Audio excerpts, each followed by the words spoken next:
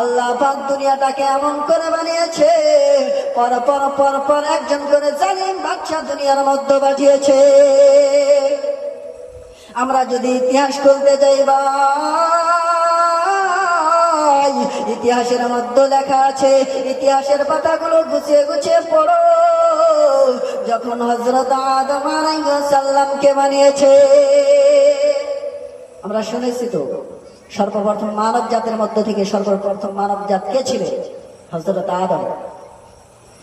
হযরত আদমকে যখন বানানো হলো, তখন ফেরেশতারা বলল, আল্লাহ পাক কোরআনের মধ্যে বলেছেন, وَإِذْ قَالَ رَبُّكَ لِلْمَلَائِكَةِ إِنِّي جَاعِلٌ فِي الْأَرْضِ خَلِيفَةً قَالُوا أَتَجْعَلُ فِيهَا مَن يُفْسِدُ فِيهَا وَيَسْفِكُ الدِّمَاءَ وَنَحْنُ نُسَبِّحُ بِحَمْدِكَ وَنُقَدِّسُ لَكَ قَالَ إِنِّي أَعْلَمُ مَا لَا تعلمون।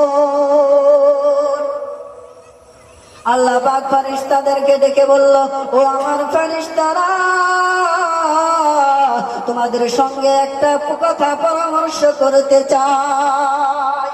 ফেরেশতারা ডেকে বলল, আল্লাহ, আমরা সবাই একত্র হয়ে বসলাম, আল্লাহ আপনি কি পরামর্শ চান বলেন। আমার আল্লাহ বলল, ও ফেরেশতারা, আমি দুনিয়ার জমিনের মধ্যে আমি একজন নাইবে খলিফা দুনিয়ার জমিনের মধ্যে পাঠাতে চাই। ফেরেশতারা ডেকে বলল, আল্লাহ, দুনিয়ার জমিনের মধ্যে আপনি তো নাইবে খলিফা পাঠাতে চান। আল্লাহ বলল, হ্যাঁ। ফেরেশতারা ডেকে বলল, আল্লাহ, আপনি যে উদ্দেশ্য নিয়ে বানাতে চান, আপনি যে উদ্দেশ্য নিয়ে বানাতে চান তা ঠিক আছে, কিন্তু তা কাদেরকে বানাতে চান? যারা দুনিয়ার জমিনের মধ্যে গিয়ে দাঙ্গা করবে, যারা দুনিয়ার জমিনের মধ্যে গিয়ে মামলা করবে, ঝগড়া করবে, রক্তাক্ত করবে। আমার ফেরেশতা বলল, কল, আমার আল্লাহ বলল, ক্বালা ইন্নী আ'লামু মা লা তা'লামুন। ও আমার ফেরেশতারা, আমি আল্লাহ যা জানি তোমরা তা জানো না। আমার আল্লাহ ডেকে বলল, ফেরেশতারা, আমি যা জানি তোমরা তা জানো না।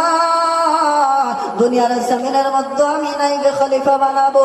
এই নাইবে খলিফা দুনিয়ার জমিনের মধ্যে গিয়ে আমি আল্লাহ পাকের নৈকট্য লাভ করবে। দুনিয়ার জমিনের মধ্যে গিয়ে আমি আল্লাহ পাকের কোরআনকে পড়বে। আমি একজন আখিরি জামানার নবী পাঠাবো। সে নবী দুনিয়ার মধ্যে আসার পর পর দুনিয়াটা এমন ভাবে আলোয় আলো হয়ে যাবে। বন্ধুগণ আমার, আমি বলতে চাই, আমাদের চোখটা বন্ধ করে ইতিহাসগুলো খুলতে যাই। যখন হযরত আদম আলাইহিস সালামকে বানালো, সমস্ত ফেরেশতাদেরকে বলল, ফেরেশতা, আমি নাইবে খলিফা আদমকে বানালাম, তোমরা কি করো? আদমকে সিজদা করো। এটাই বলেছিল, আমরা শুনেছি, তাই তো? সমস্ত ফেরেশতারা মাথা নত করে আল্লাহ পাকের আদমকে সিজদার মধ্যে পড়ে গেল। তার মধ্য থেকে এমন একটা ফেরেশতা ছিল, তার সমস্ত ফেরেশতাদের সর্দার ছিল এমন একটা ফেরেশতা। সে ফেরেশতাটা শুধুমাত্র একটাই কারণ, ভিতরে অহংকার ছিল, তাকাব্বুর ছিল, খুব প্রাগত্য ছিল। ভাই, দুনিয়ার জমিনের মধ্যে আমি বলে যাচ্ছি ভাই, অহংকারের পতন হলো জাহান্নামের বদল। এটা এখন না রে ভাই, এটা যখন দুনিয়া সৃষ্টি করেছে, আমার আল্লাহ যখন প্রথম নাইবে খলিফা বানিয়েছে, তখন থেকে মিস্টার ইবলিসকে দুনিয়ার জমিনে পাঠিয়েছে। কথা বলেন ঠিক না ব্যাঠে? যদি তখন থেকে যদি শয়তান দুনিয়ার জমিনে না আসতো, তাহলে হয়তো দুনিয়ার মধ্যে এত সুন্দর পরিবেশ থাকতো না। আমার আল্লাহ যখন সমস্ত ফেরেশতাদেরকে ডেকে বলল, ও আমার ফেরেশতা, আমি নাইবে খলিফাকে বানিয়েছি, তোমরা তাকে কি করো? সিজদা করো। সমস্ত ফেরেশতা সিজদা করলো, একটা ফেরেশতা করলো না। সে বলল, আল্লাহ, দুনিয়ার জমিনের মধ্য থেকে তাকে কি কি দিয়ে সৃষ্টি করেছো? ও দয়ার আল্লাহ, তুমি তো আমাকে নূর দিয়ে সৃষ্টি করেছো, আমি নূর হয়ে কেন মাটির কাছে মাথা নত করব? এই বললো, তারপরে আর সিজদা করলো না। তখন থেকে আমার আল্লাহ বলল, রে ও ফারিস্তা মিস্টার ইবলিস, তুমি যদি আমার হুকুমকে বয়কট করেছো, আমি আল্লাহ তোমাকে আর ফারিস্তাদের সর্দার রাখবো না। তখন বলল, আল্লাহ, তোমার আওতার মধ্য থেকে যদি আমাকে বার করে দাও, আমি ফারিস্তা কিছু আবদার আছে, সেটাকে পূরণ করতে হবে। যখন মিস্টার ইবলিস দুনিয়ার জমিনে আল্লাহ পাকের আওতার থেকে বার হয়ে যায়, তখন ফারিস্তা মিস্টার ইবলিস, আপনারা বুঝতে পারছেন আমার কথাগুলো, ইবলিস যেটাকে আমরা আমাদের ভাষায় বলি শয়তান, তার নাম একটা ছিল ইবলিস। সে শয়তান যখন দুনিয়ার মধ্য থেকে আদমকে সিজদা না করার কারণে সে শয়তান হলো, তারপরে তার চিন্তা ভাবনা, আমি যদি শয়তান হয়েই গেছি, তাহলে তো আমার কিছু করার করণীয় কাজ আছে। সেটা আল্লাহ পাকের কাছে বললেন, আল্লাহ, দুনিয়ার জমিনের মধ্যে যে তুমি নাইবে খলিফা বানিয়েছো, সেই নাইবে খলিফাকে আমি পথভ্রষ্ট করে জাহান্নাম পর্যন্ত নিয়ে যাব, এটাই হলো আমার কাজ।